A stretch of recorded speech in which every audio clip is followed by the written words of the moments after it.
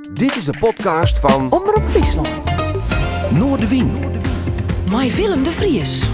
Kom verder.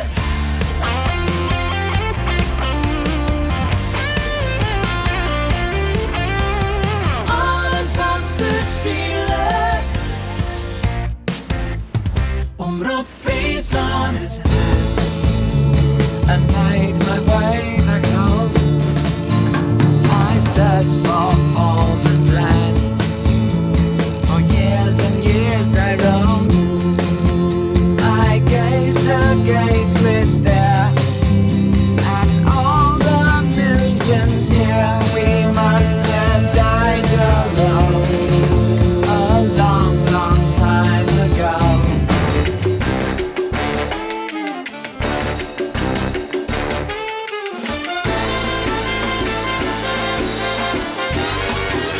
Dit is Noordewien.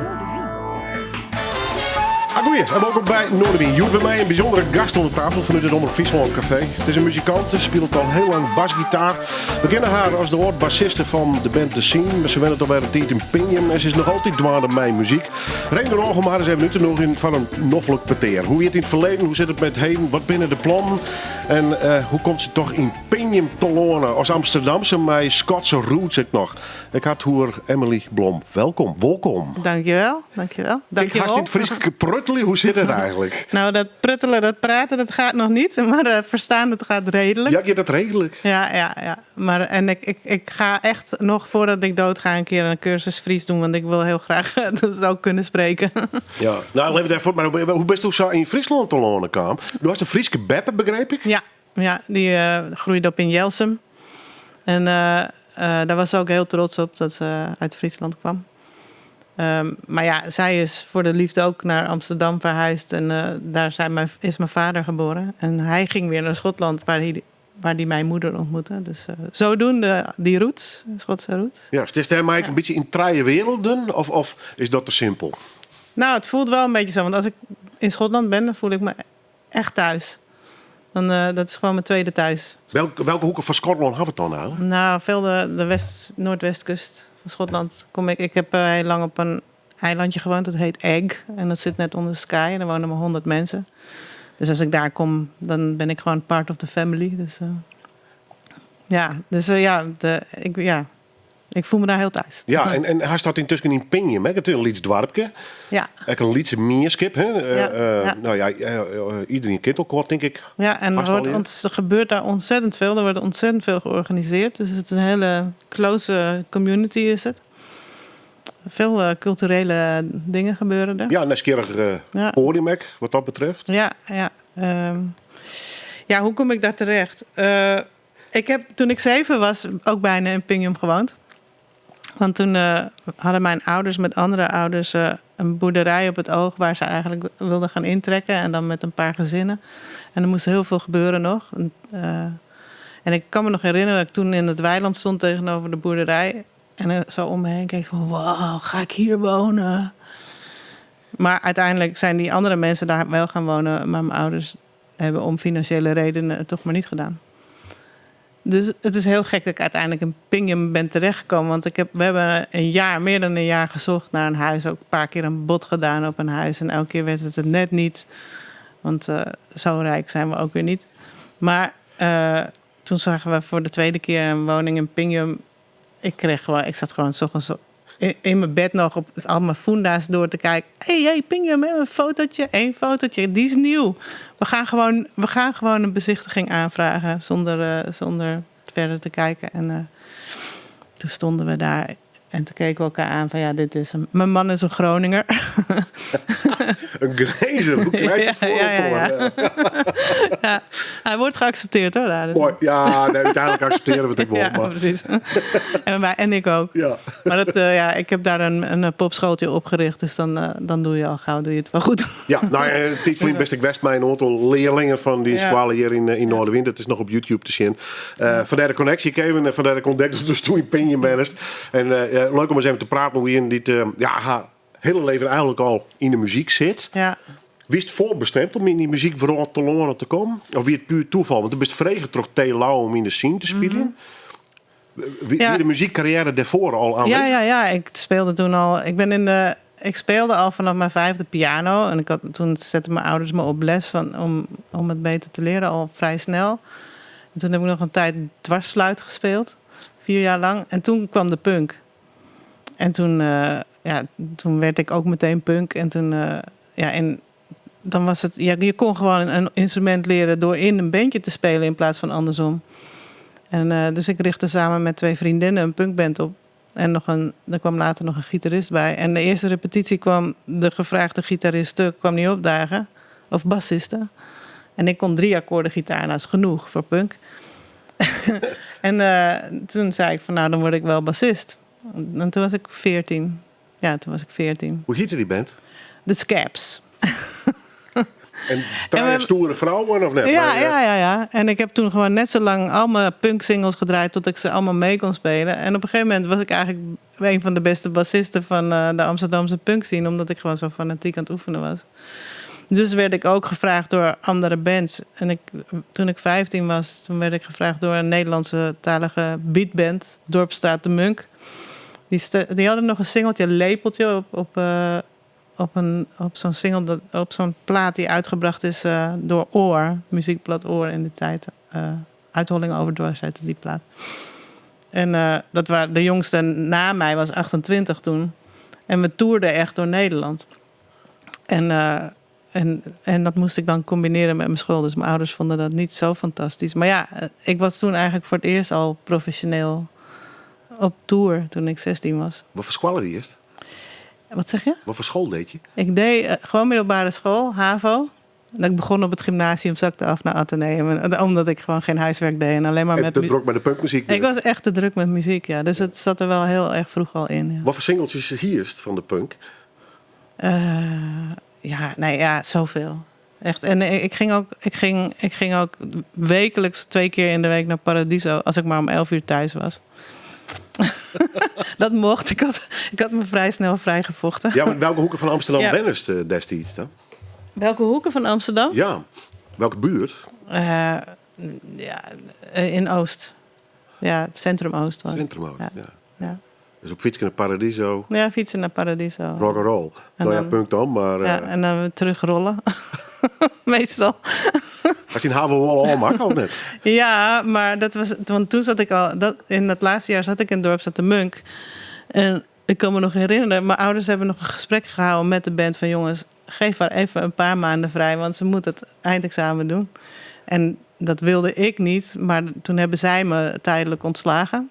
op verzoek van mijn ouders. Maar daarvoor, in mijn eerste examenweken... toen hadden we een toertje in het oosten, in Tukkerland. En sliepen we in een vrachtwagentje achter de PA... met z'n 5 naast elkaar.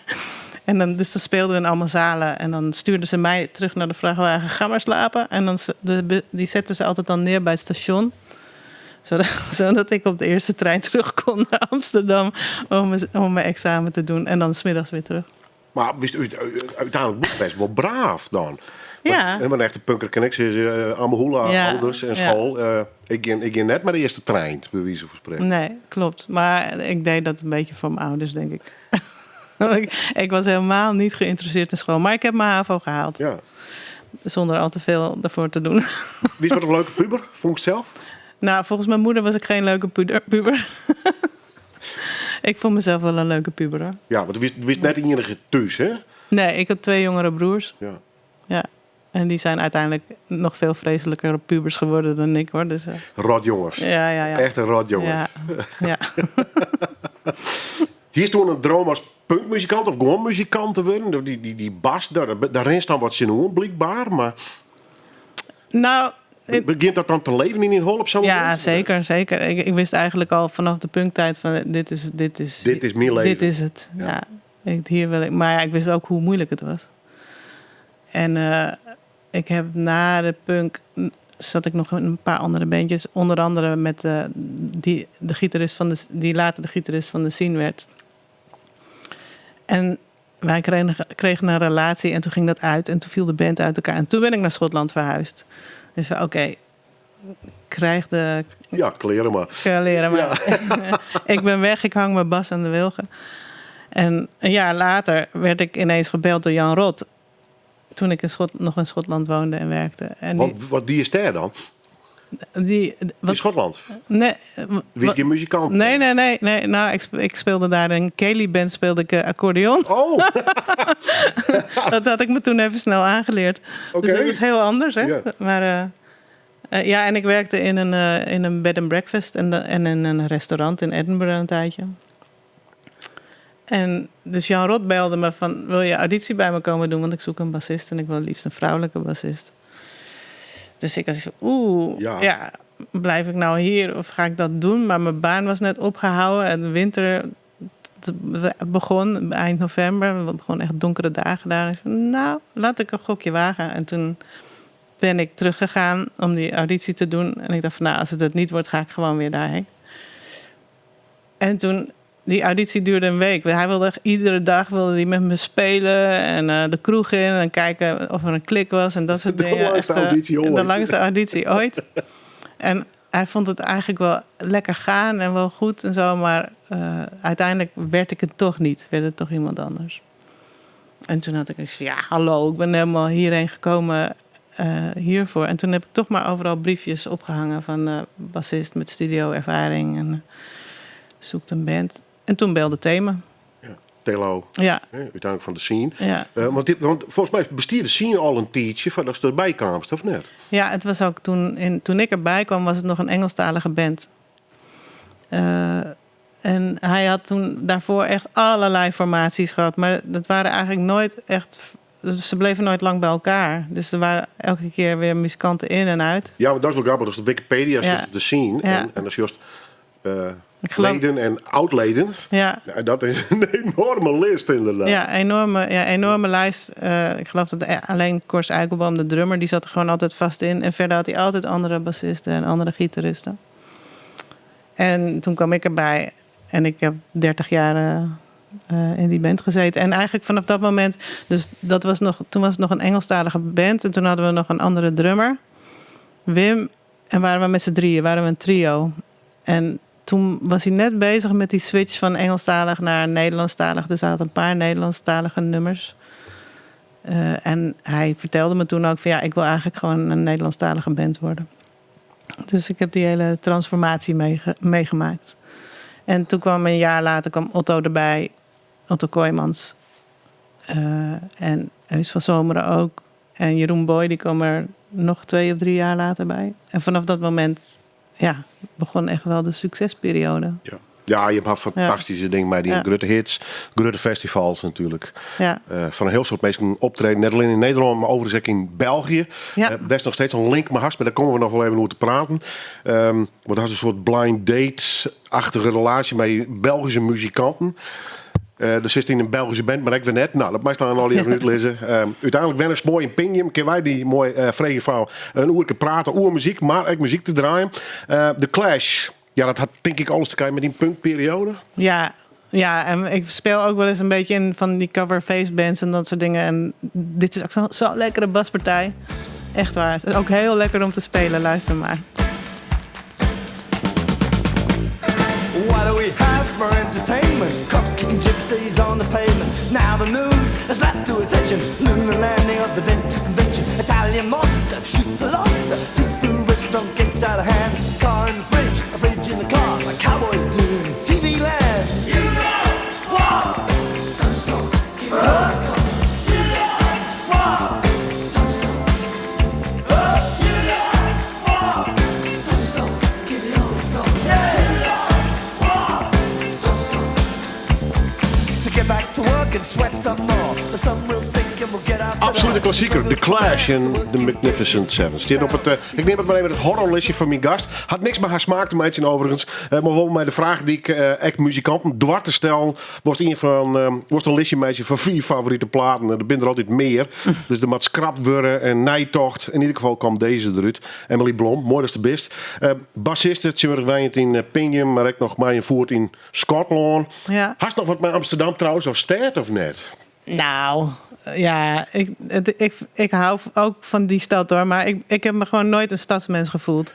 Ik kom er ook nog terug, want mijn broers wonen er nog. Mijn dochters wonen er. En ik werk er zelfs een dag in de week.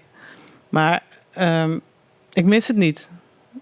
Nou ja, ik hou van het platteland. Ja. En de hooglanden.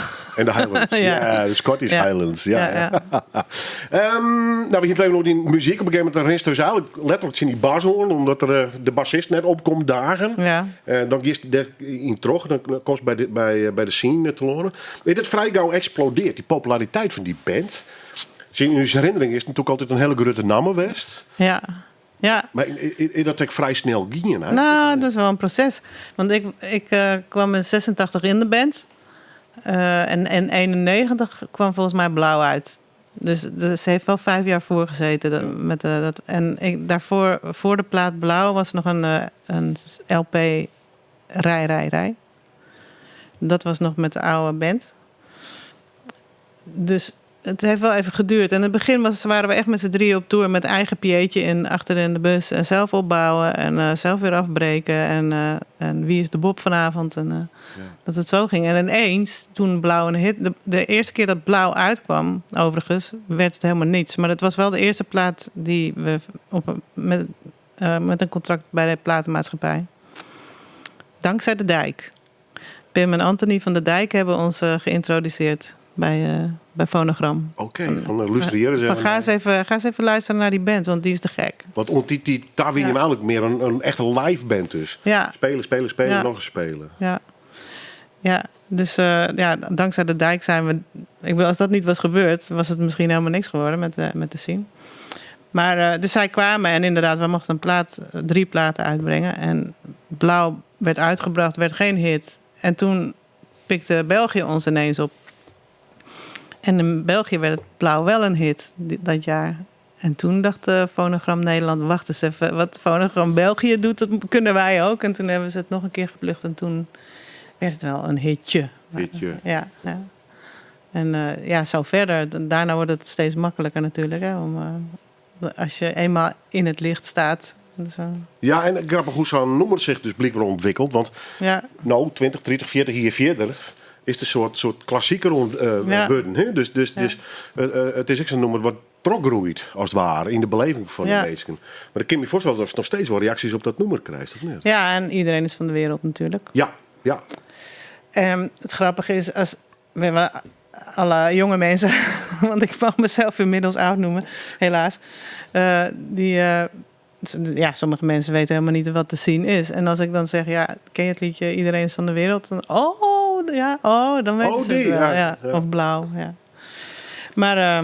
Hoe wie dat in een band? Want ineens begint een band te leven. Hè? Dus of het sterft een schone dood. Of het krijgt een soort versnelling. En ineens komt er business omheen. Managers, boekingskantoor, neem het helemaal op. Media natuurlijk. Trailers met apparatuur en een eigen crew van 6 man. Ja. Hoe steen je hem erin? Hoe had je dat beleefd? Nou, fantastisch. Ja. Nou, dat kan ik beangstigend wijzen. Hè? Nee. Is het maar je moet haalgang? Ik vond het heerlijk. Het voelde ook echt als een soort van hele grote familie. En die familie werd steeds groter. En zeker ook de crew. Die hoorde gewoon bij de band. En we hadden op een gegeven moment echt gewoon 3-4 optredens in de week. En dat heeft echt wel goed 10 jaar geduurd, die periode. En we traden eigenlijk vooral veel op in België. We waren in België... Even om het jargon te nemen, grutter in België dan in Nederland? Ja, dat is echt zo. Ja. Dus we reden echt soms dagelijks die grens over. Dus hele ende hebben we gereden, afgelegd. Ik ken ieder dorp in België en Nederland, denk ik wel.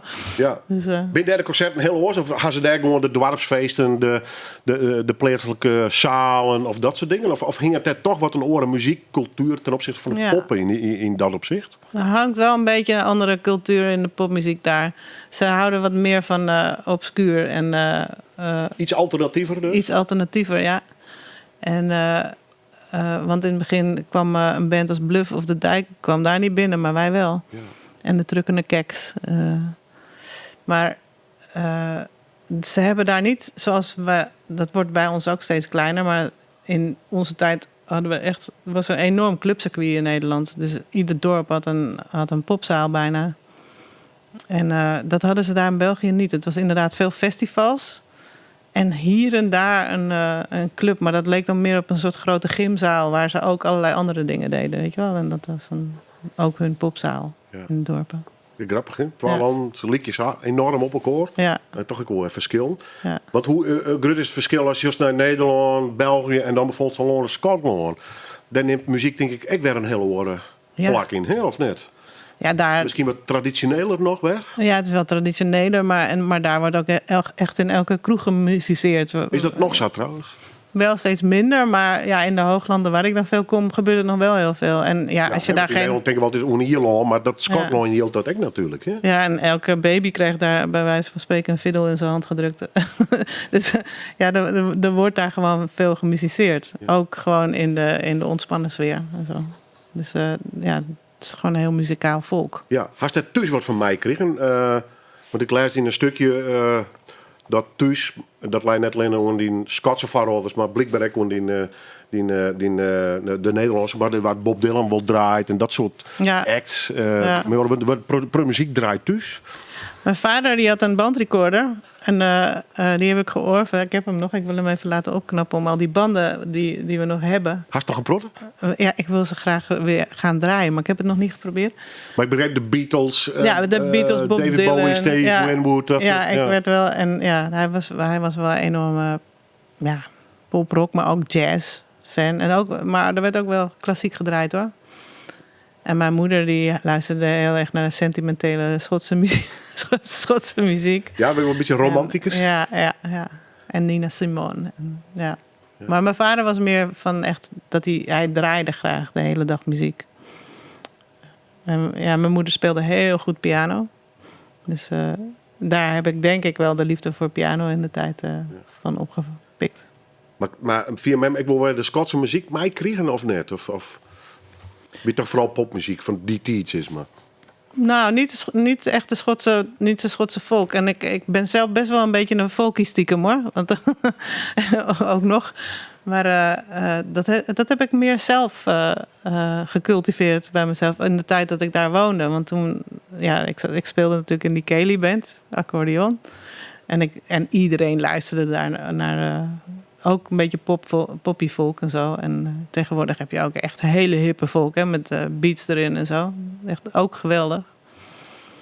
Dus dat heb ik, dat komt meer uit mezelf. Ja. Dat ik daar de liefde voor kreeg. Ja. En een Schotse band, net folky, maar wel helemaal te gek wie de Waterboys. Ja. Daar geef ik wat van draaien. Ja. Favoriete band? Ja, ik heb ze ook gezien in de Playhouse in Edinburgh. Fantastisch. Ja, goede band. Ja, goede live band gewoon. Ja. From Scotland. I'm from Scotland. Yeah.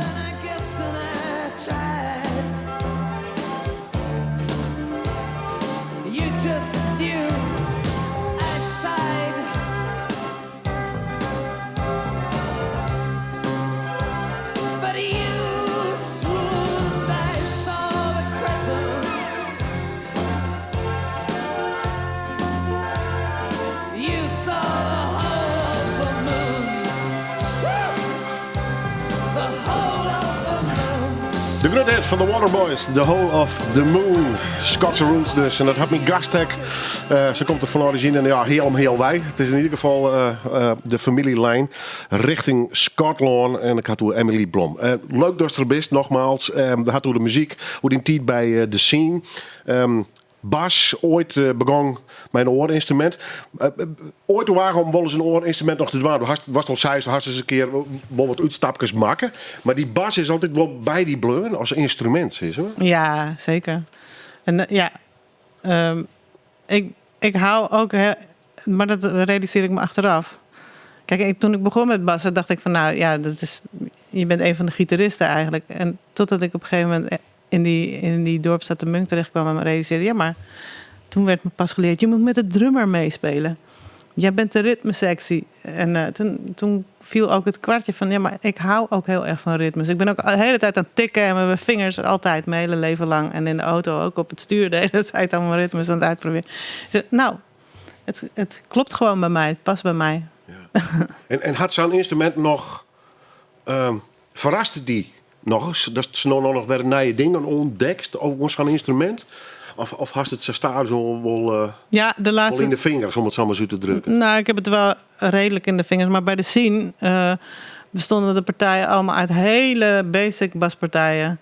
En dat moest ook. Want als ik uitstapjes deed op de bas, dan tikte Theo me op de vingers van... Nee, ik wil dat je gewoon recht doorspeelt. Zo strak mogelijk. Dus ja, luister maar naar alle nummers. Dan hoor je dat. Dus heel af en toe kreeg ik wel de vrijheid om van... Oké, ga maar. En dan ging ik ook wel. Maar... Waarom boeg hij dat? Wat was zijn idee daarbij? Ja, dat is gewoon rock, denk ik. Ja, En, precies. Recht toe, recht aan. Niet te moeilijk. Ja, niet te moeilijk. Geen Jacob Pastorius uitstapjes. Niet dat ik daarvan hou, hoor. Maar dus ik ben pas later... Toen ik ook in andere bandjes ging spelen... En de punk was natuurlijk ook altijd rechtdoor. Hè? Bas heel laag en dan... gewoon 2 noten. Dus ik was er wel vrij goed in. Lekker strak spelen met plektrum. Hast je ooit de contrabas proberen? Ik heb het geprobeerd, maar dan moet ik echt op een bierkrat staan om bij de hals te kunnen. Ja, is me vrij groot. Ja. En ik kan hem niet optillen, hè, want het is groter dan ik. Ja, dan kwam les niet in de kist inklappen. Een inklapbare contrabas, maar dat zit hij net ompraten. Ja, je hebt ook 3/4... Maar ik heb het dus wel een paar keer geprobeerd. En misschien zou ik het wel nog steeds wel weer echt willen proberen. Ja. Ja, Ik heb als gitarist nog aan tafel. Dan had het toen de Gretsch of de bepaalde soort gitaar. Er zit wel al een aparte sounds in. Dat had bij de bas, denk ik, of net? Ja, dat heb je ook. Ja, je hebt hele mooie felle bassen. En, Wat best een beetje freak worden in dat opzicht? nou, 20 bassen tussen?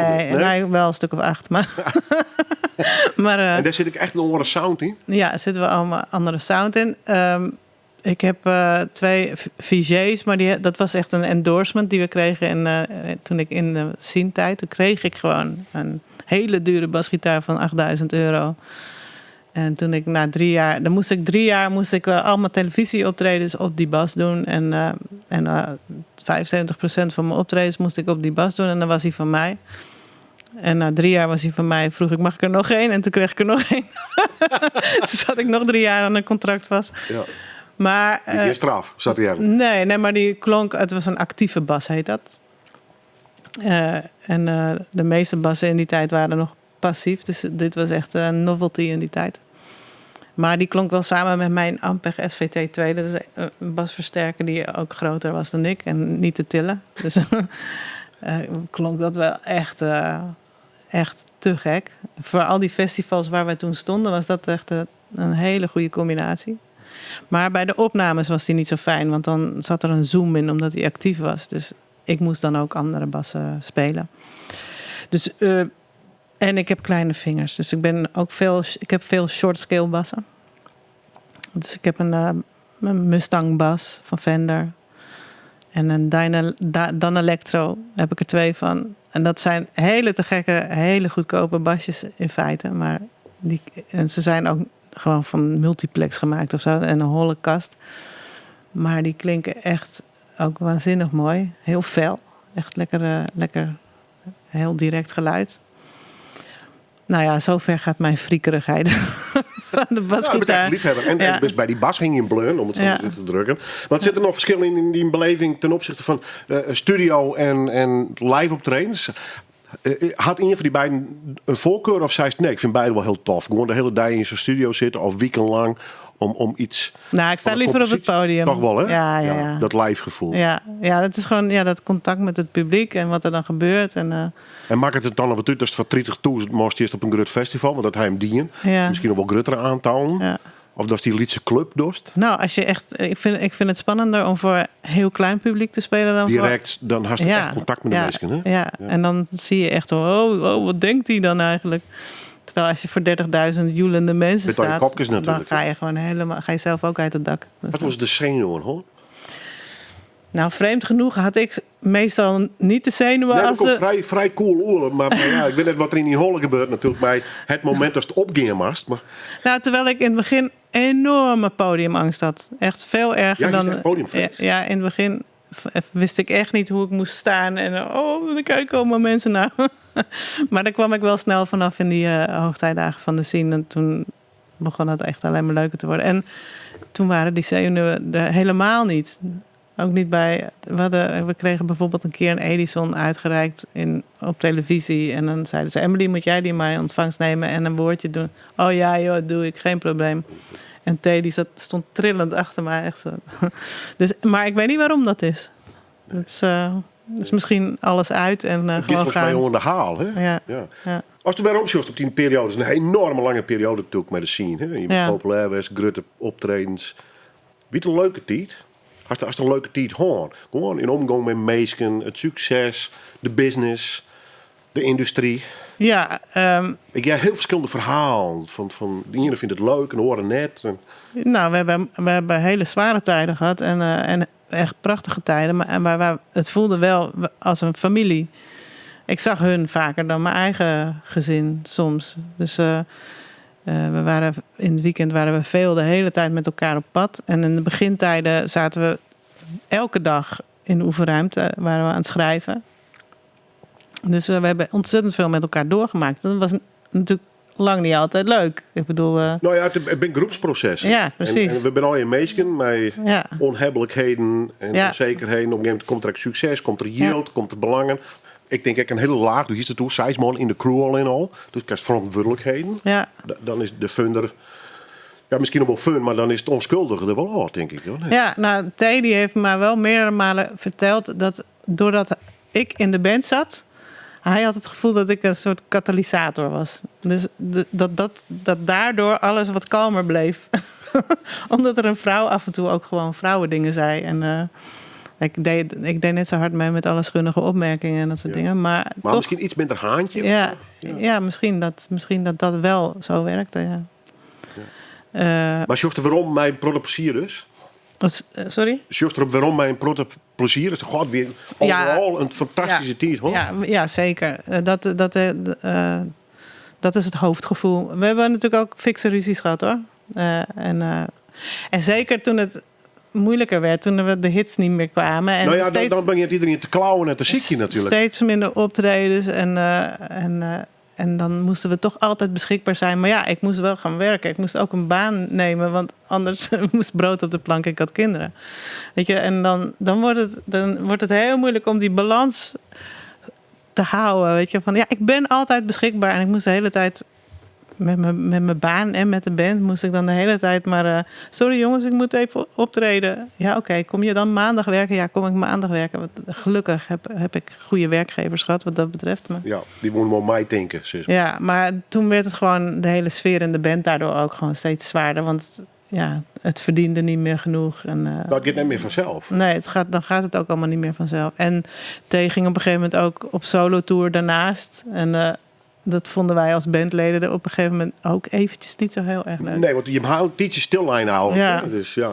Maar dat is uiteindelijk, want we hebben natuurlijk de laatste 5 jaar tot zijn dood zijn we weer gewoon volop als band weer op tournee gegaan in Nederland en België en ook wat theaterdingen en zo. En ik ben heel blij dat we die periode ook nog hebben gehad. Weet je wel, tot aan de dood van T. Dat Ja, we echt weer als band... ja, je moet al een meidje kennen. Ja. Klinkt wat cru, maar... Ja. Maar je hebt fantastische Oscar-concerten. Ja. Grote zaal. Ja. En toch nog op het laatst Pinkpop. Ja. Ja. Dat explodeerde in wezen. Ik om hem heen. Hè. Ja. Hij maakte op een gegeven moment bekend dat hij ziek was. Ja. En daar wie ik hele jippen over. En ineens veert de populariteit van zijn band ik weer op. Ja, bizar. Dat liet het mij wel heel apart. De dood verkoopt, hè. Ja, nou, daar had ik wel echt een beetje gemengde gevoelens dat over. kan ik me heel goed voorstellen. Maar en we hebben natuurlijk, mochten we ineens 2 dagen achter elkaar in Heineken Music Hall en wat nu avonds is. En Ja, maar kijk, ik en heb Pinkpop televisieoptredens en assisteniers bij talkshows, bij hun bed, dan weet ik nog. Ja, de En, hele avond te zien. ja, ik weet nog, die thema-uitzending had ik nog zien. Ja, nou, ik vond het soms wel lichtelijk pijnlijk, maar het was wel ook heerlijk om toch te doen. Het had 2 kanten. Ja, en T genoot er heel erg van. Dus dan, weet je, dan is het goed. Ja. Hij is heel tevreden. Heeft hij zijn laatste jaar doorgemaakt. Dat hij achter de schermen ook. Want hij straalde op televisie wel eens zoiets uit van... kom maar, wieso? Ik vertel mijn verhaal. Ja. Let's go out with a bang. Ja, dat is dat het. gevoel een beetje. Ja. Maar dat wie ik zag. Ja, dat was ook zo, ja. Hoe wie dat voor jou, om mij te meiden? Dus is nou een Nou, ik kan me nog De herinneren. frontman van die band die daar vregen had. Ja. 30 jaar inderdaad lief en leed met deelt had. Ja, Ja, en die is dodelijk ziek. ja. Maar ja, het was een beetje vreemd. Want het jaar daarvoor heb ik ook kanker gehad. En ik ben genezen. En toen de zomer dat ik dus genezen was verklaard, was ik in Schotland. En toen kreeg ik een telefoontje, was Thee. En die zei, nou ben ik de lul. En ik zei, oh nee. Nou ja, en de eerste periode is hij doorheen gekomen. Was hij officieel genezen verklaard. En Ja, en redelijk optimistisch En toen, dus. En toen bleek het toch een paar maanden later uitzaaien te zijn. En niet onbehandelbaar. Dus het was ook een proces van 2 jaar waar we allemaal in meegroeiden. En we allemaal wisten hoe het zou eindigen, alleen niet wanneer. Maar dat waren ook wel tijden waarin we heel close met elkaar waren. Dus het was ook mooi. Ja, het bloeddubbel. Ja, het was alle ook opzichten. mooi. En het allerlaatste jaar, want we zijn natuurlijk gestopt na Pinkpop. En toen hebben we nog een groot optreden gedaan in België, in de AB. Dat was echt ons allerlaatste optreden. Nou ja, toen hebben we ook nog een tv'tje gedaan ergens in de winter. Maar goed. Maar toen had Theo ook echt iets van, nu ben ik op, nu is het klaar. En toen ben ik zelf nummers gaan schrijven voor mijn eigen band Mimiel. Maar toen stuurde ik hem altijd die nummers als eerste op. Van wat vind je hiervan? En hij was er wel mee begaan. Hij zei, ja, dit is echt typisch Emily, deze nummers. En hij zei, blijf sturen. Dan ga ik je een beetje coachen. En toen heeft hij nog 2 weken voor zijn dood zijn we nog de studio ingegaan. Om die 8 nummers die ik toen af heb te mixen en te masteren en uit te brengen. En dat heeft hij allemaal nog meegemaakt. Zo vlak voor zijn dood. Maar hij, dus met zijn zegen. Dat vond ik geweldig. Want hij had ook kunnen zeggen, nee, dit is niks. Maar hij wilde heel graag dat ik daarmee doorging. Dus dat was heel mooi. Het einde was heel mooi, weet je. Ik had echt een heel goed gevoel. En hij was eraan toe. Tegen die tijd. Hoe dat is gegaan, die laatste maanden.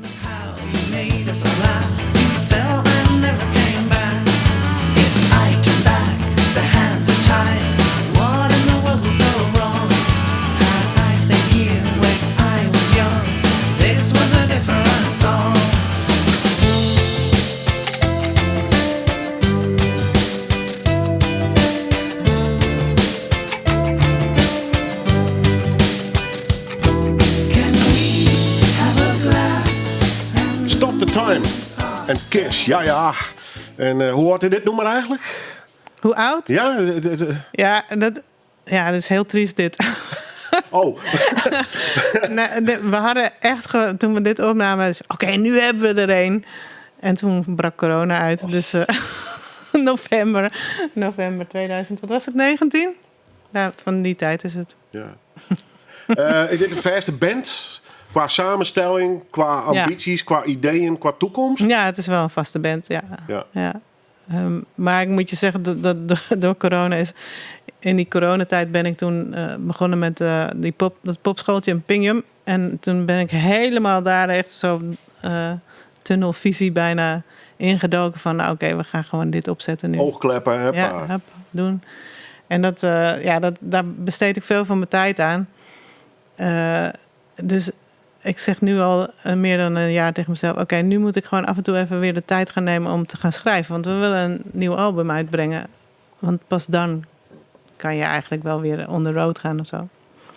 Niet meer met het oude werk. Dus het komt eraan. Ik weet nog niet wanneer, maar het komt eraan. Ja, wat dat vreemd me nog. Spelers nog een prot, dus bij de nieuwe band. Maar ik begreep dus de band kort ik ben bij een soort coverbandje naar Oeral gist. Dus Ja. gewoon lekker spelen, bloed gewoon. Ja, ik speel nog veel. Ja. En we hebben dus met Jeroen, de drummer van de scene, en Alan, de gitarist, hebben we dus een band. Daar gaan we nu mee op Oerol spelen. En dan spelen we worden redelijk vaak gevraagd voor feesten en partijen. We spelen gewoon al onze favoriete muziek uit de 80er, 90er jaren. Ja, echt te zien En, dus. ja, ook te zien. Ja. Dat is toch best wel apart. Ja. Als het in een coverband zullen en dan in eigen noemen. Dus, Ja. En je kan toch horen dat wij met elkaar gespeeld hebben. Want wat we ook doen, er zit toch een scene-geluid achter. Ja. Dus op de een of andere manier. Ja. Grappig. Maar de studio nog in, dus in dat opzicht gewoon fulltime muzikant nog. En bij die band bezig. Jou die dat energie, vindt het leuk dus? Ja. Om bij kids aan de slag? Ja, ik vind dat heel leuk. Ik vind, ja, dat lesgeven, dat is wel natuurlijk een hele andere dynamiek. Maar het is zo leuk om te zien. Er zitten echt kinderen bij die pakken instrumenten op en voelen hem, kennen hem. Er zitten echt kinderen tussen die je binnen een paar maanden echt gewoon kan leren bassen en gitaar spelen. En die groei mee te maken, dat is fantastisch. En ik werk ook op een middelbare school 3 dagen in de week. Ik vind het leuk om met jeugd te werken. Ja. Dat was wel oerkennen. Ik bedoel, het kan die energie aan. Ja. Of het kan die helemaal leeg slurpen. Ja, nou, als er allemaal gebler om me heen is, dan sluit ik me gewoon af. Dat had proberen toen ik mondeerd mijn optredens. Ja, ik kan er wel goed tegen. Ja. Kan ik me iets bij voorstellen. Ja. Maar dat is wat voorlopig. Was dwaalmoes lekker in Penje met Senona naar Schotland daar. Ja. Met die eigen band bezig. Ja. Ja, ik heb nog een andere band. Ja, nou ja, daar moet ik ook naar praten. Want dat is wel weer een heel grappig verhaal. Want we hier even een volgesprekje. En dus hij zei, ik ga nog een leuk nummer. Dat draai ik even. My Darkest Hour, dat komt van de band Cromwell. Klinkt heel Engels en Brits en Schots, maar dat is net zo. Nee. Dat ben Belgen. Ja. Daar is benieuwd. Du bent vregen van een band van mensen die ze eigenlijk net kent, ook, hè? Nee, ik ken ze niet. Nou ja, ze zeggen dat ze me wel eens ontmoet hebben. Maar dat zou wel in een kleedkamer zijn geweest of zo. Doe herinnert het net in ieder Na geval. een optreden, Nee. ja. Maar het zijn 2 Belgen. Een drummer en een gitarist. En zij schrijven veel samen. Maar ze hebben ook allemaal hun eigen band. En dat was in coronatijd werd ik ineens door hun benaderd. Van, wij willen jou als bassist. Ik zei, oké, nou, wat voor muziek is het? Ja, waar ben je maar? Waar gaat het over? En toen hebben ze me wat opgestuurd. Ik zei, nou, dat klinkt leuk. Ja. Hij zei, nou, wil je daar dan een baspartij op opnemen? Ik zei, oh ja, natuurlijk. Dus ik download het gewoon in mijn computer. En toen ben ik gaan opnemen. En dit was het eerste nummer. Was ook meteen mijn favoriete nummer, hoor.